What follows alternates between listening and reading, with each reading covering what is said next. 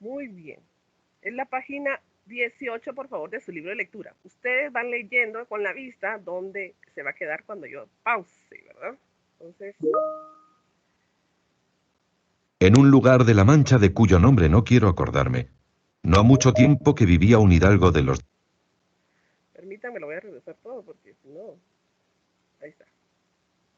Primera parte, ingenioso hidalgo Don Quijote de la Mancha. Capítulo primero. Que trata de la condición y ejercicio del famoso y valiente hidalgo Don Quijote de la Mancha.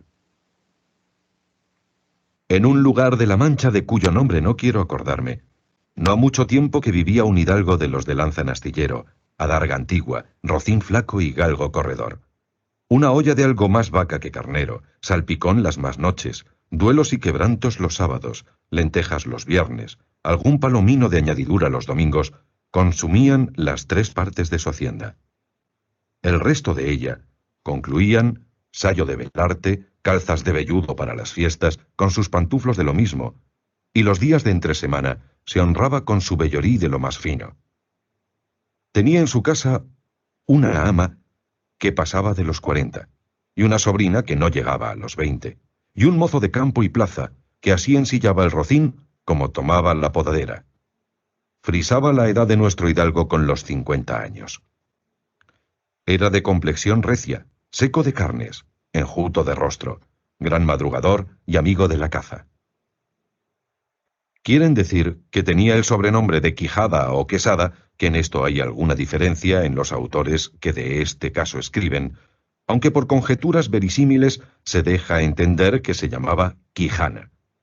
Pero esto importa poco a nuestro cuento. Basta que en la narración de él no se salga un punto de la verdad. Es pues de saber que este sobredicho hidalgo, los ratos que estaba ocioso, que eran los más del año, se daba a leer libros de caballerías con tanta afición y gusto que olvidó casi de todo punto el ejercicio de la caza y aun la administración de su hacienda. Y llegó a tanto su curiosidad y desatino en esto que vendió muchas fanegas de tierra de sembradura para comprar libros de caballerías en que leer, y así llevó a su casa todos cuantos pudo haber de ellos, y de todos, ningunos le parecían tan bien como los que compuso el famoso Feliciano de Silva, porque la claridad de su prosa y aquellas intricadas razones suyas le parecían de perlas, y más cuando llegaba a leer aquellos requiebros y cartas de desafíos, donde en muchas partes hallaba escrito: la razón de la sinrazón que a mi razón se hace, de tal manera mi razón enflaquece, que con razón me quejo de vuestra fermosura. Y también cuando leía: los altos cielos que de vuestra divinidad divinamente con las estrellas os fortifican y os hacen merecedora del merecimiento que merece la vuestra grandeza.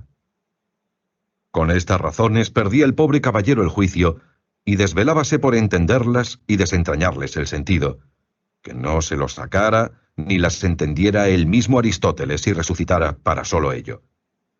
No estaba muy bien con las heridas que don Belianís daba y recibía, porque se imaginaba que por grandes maestros que le hubiesen curado, no dejaría de tener el rostro y todo el cuerpo lleno de cicatrices y señales. Pero con todo ello, alababa en su autor aquel acabar su libro con la promesa de aquella inacabable aventura, y muchas veces le vino deseo de tomar la pluma y dalle fin al pie de la letra, como allí se promete, y sin duda alguna lo hiciera, y aún saliera con ello si otros mayores y continuos pensamientos no se lo estorbaran.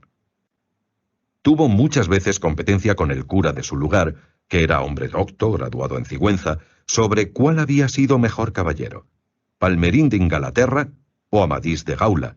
Mas maese Nicolás, barbero del mismo pueblo, decía que ninguno llegaba al caballero del Cebo, y que si alguno se le podía comparar, era don Galaor, hermano de Amadís de Gaula, porque tenía muy acomodada condición para todo, que no era caballero melindroso ni tan llorón como su hermano, y que en lo de la valentía no le iba a la zaga. En resolución, él se enfrascó tanto en su lectura que se le pasaban las noches leyendo de claro en claro y los días de turbio en turbio, y así, del poco dormir y del mucho leer, se le secó el cerebro de manera que vino a perder el juicio.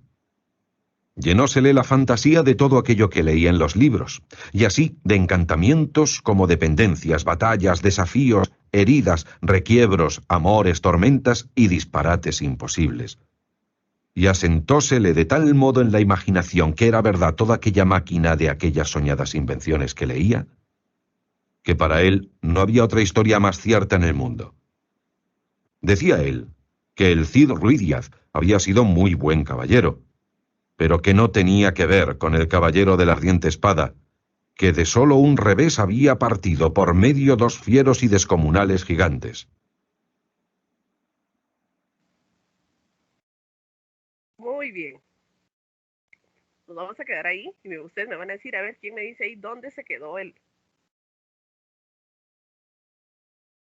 autor ahí? ¿Dónde se quedó? Los que llevaron la lectura.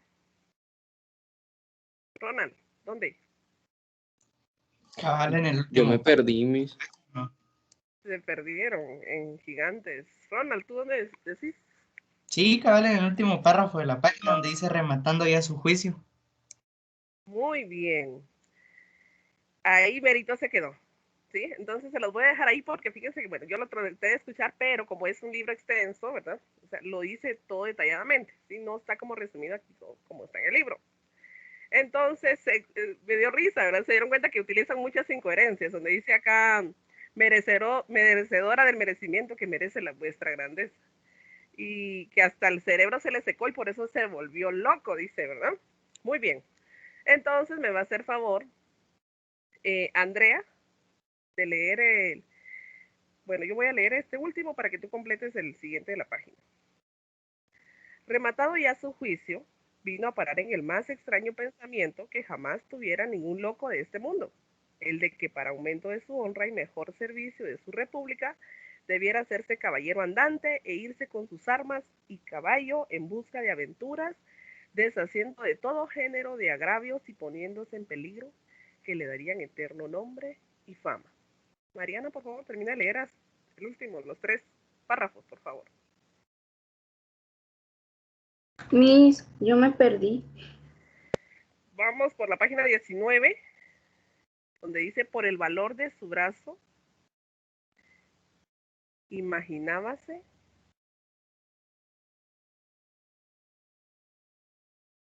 El primer párrafo que está hasta arriba. Por el valor de su brazo imaginándose, ya coronado, cuando menos, del imperio de Trebisonda, con estos agradables pensamientos, diose prisa en el menester, comenzaron por limpiar unas armas que habían sido sus bisabuelos, tomada de orín y llena de moho, las cuales llevaban muchísimos años puestas y olvidadas.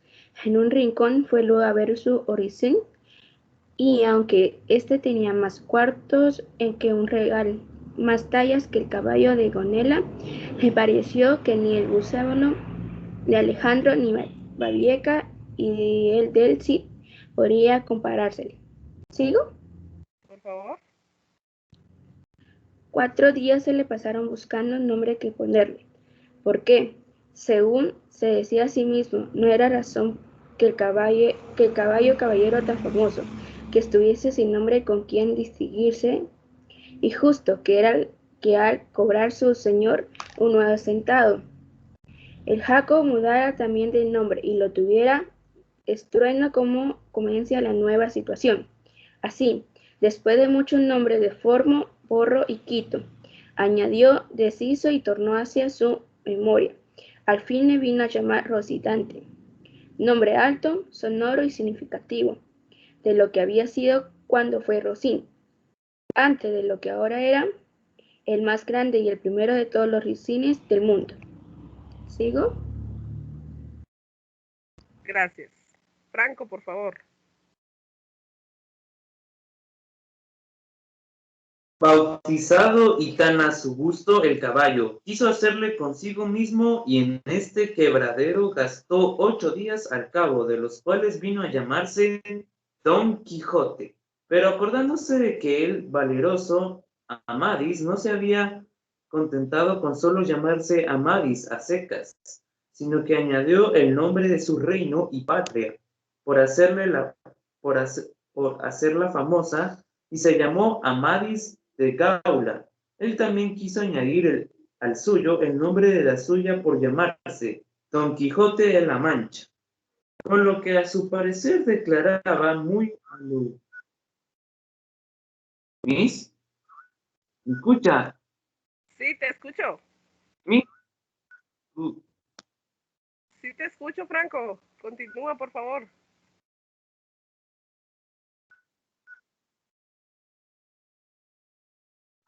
Miss, Aquí estoy, Franco. Sí, te Miss, escucho, Franco. me escucha. Sí, te escucho, te escucho, te escucho. ¿Verdad? Es que como que se fue el internet por un momento. Ok, Ay, ya. no te Con lo preocupes. con lo que a su parecer declaraba muy a lo fino su linaje y patria, y la honraba al tomar el sobrenombre de ella, limpias, pues sus armas, hecha con su morrión celada, puesto nombre a su rocín, y confirmado en el propio, no le faltaba ya más cosa que buscar una dama de quien enamorarse, porque un caballero andante sin amores es como un cuerpo sin alma, o un árbol sin hojas ni frutos. Sigo. Gracias, gracias, Franco. Muy amable. Ahí nomás. Carlos Corado, por favor. El último párrafo.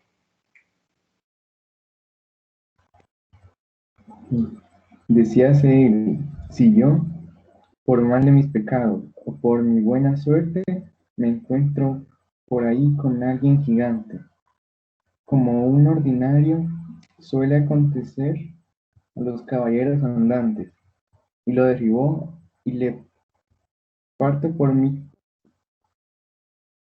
del cuerpo, o bien lo venzo y someto a mi voluntad. Bueno tener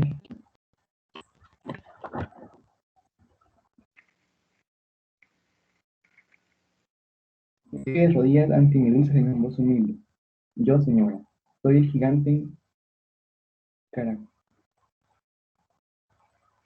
caraculiano, señor de la insula Malindría, a quien en singular batalla venció a nunca bastante alabado caballero Don Quijote de la Mancha, el cual me mandó presentarme ante vuestra merced para que disponga de mí a su talante. Gracias. Y ocurrió, según cuentan, que en ese lugar cercano del suyo había una moza labradora de muy buen parecer, de lo que ya en un tiempo estaba enamorada, aunque ella jamás lo supo. Llamábase Aldonce Lorenzo y Don Quijote acababa de darle el título de señora de sus pensamientos, más como preciaba de su nombre, que no distinguiera mucho del suyo, más bien que tirase y se encaminase al de la princesa y su gran señora. Dio a llamarlo Dulcinea del Toboso, porque del Toboso era natural, nombre que a su buen entender resultaba músico, peregrino y significativo, para que los demás que a él mismo y a sus cosas habían puesto. Gracias, muy amable.